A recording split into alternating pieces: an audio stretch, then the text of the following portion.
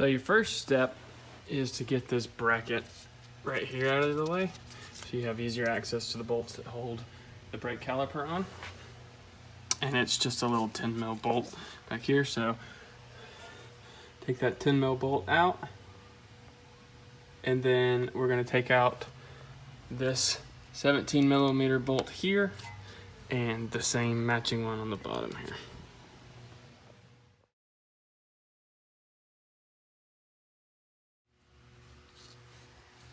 Alright, so we got those two 17 mil bolts out, and I'm just gonna go ahead and put a little bit of brake lubricant on the smooth part of this bolt for when we put this back together. And we're gonna put it on both bolts, and this will just help keep everything quiet on your brakes.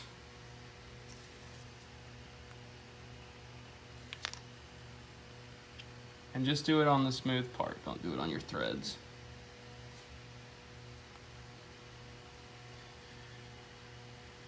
Next up, we're gonna pull the caliper off. So we're gonna just slide this back and just kind of work it out, shaking it back and forth. And it will come off. And what I like to do is place it right here, just so you're not stressing any brake lines, and it's just a good place to set it while you're working on getting the next part off.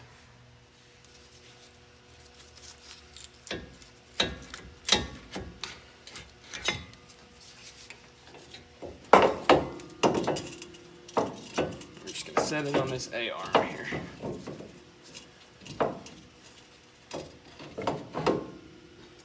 There we go. Next up, we're going to remove this bolt and this bolt here, which is an 18 millimeter. So we'll get those out, and this bracket with the brake pads will come out as well. And if you look closely, it's got these two little springs that kind of help keep the pads together. Or I guess it helps them spring back out. So just make sure you keep those somewhere safe, and make sure you put them back in before you reinstall the caliper later. If your kit comes with new ones, go ahead and replace those.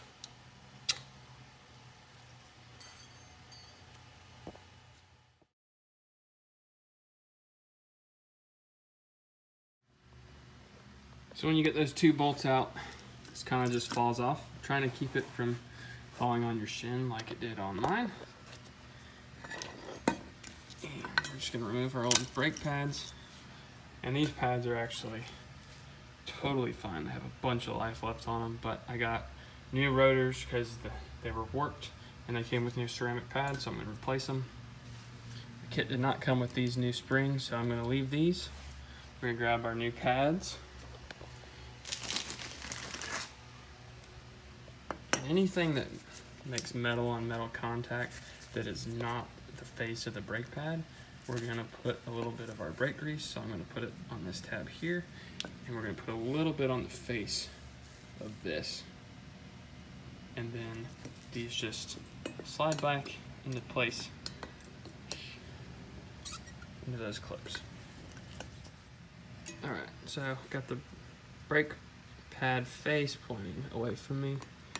That'll just slot in here.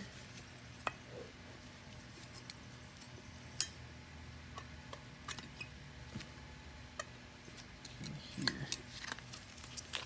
I'm gonna put this one down here actually.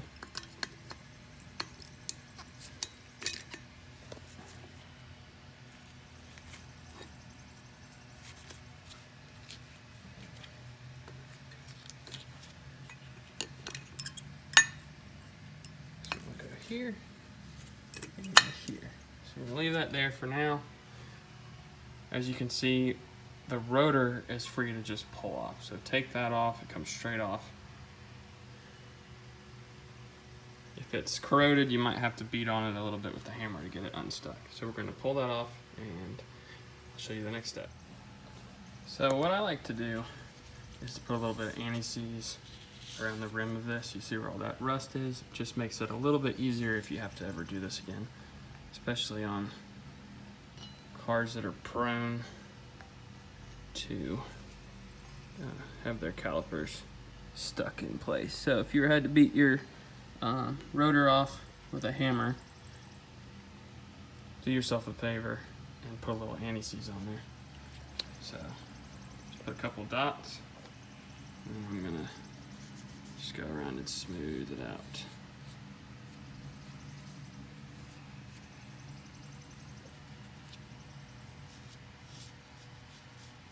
There, does not have to be pretty. Next up is very easy. We'll take our new rotor.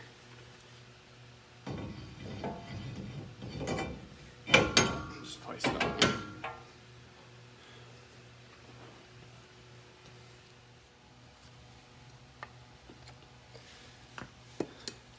Next thing we're going to do is install the bracket that holds the brake pads in place that we clipped the pads into earlier. Just try and keep them clipped in place as we raise this back up.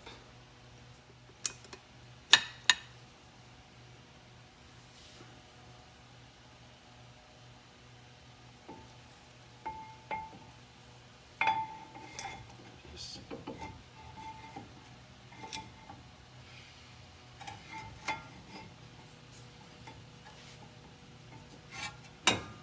all right. Slide that bracket in place.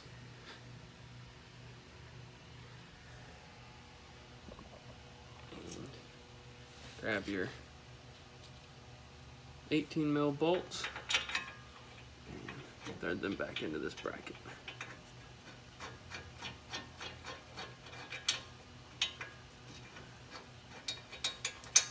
This can be a bit of a pain to get lined up just right.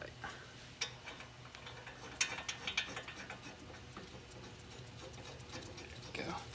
Got the bottom one started.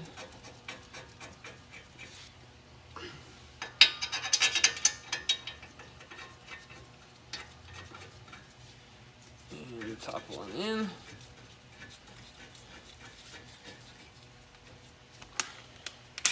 And we're just gonna tighten those back up.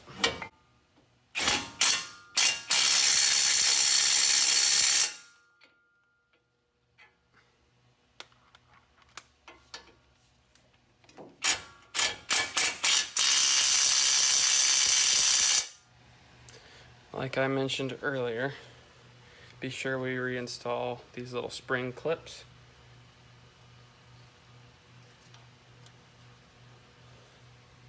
Try and remember to do that before you reinstall the caliper and have to take it off like I did on the other side. So, just want it to look like that. Next thing you got to do is compress the pistons on the caliper so they can fit over the thicker new brake pads. Now, some people like to go open their brake reservoir when they do this to let any air bubbles out. I've never done that. I've never had issues with not opening it. So you can also buy a special tool that will clamp these down, but there's a number of tools you probably already have you can use. You can put a C-clamp over it and clamp them down, or you can use channel locks like I like to use, and it's pretty simple. You just put them like that and squeeze until you see this piston go flush.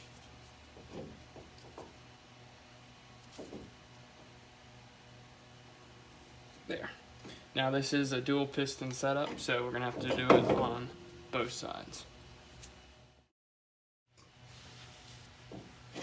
Next up, we're gonna replace the caliper.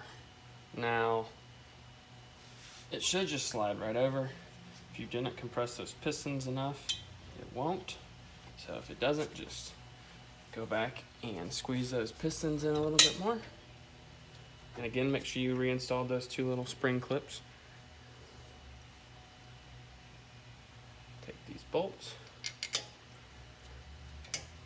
thread them back in.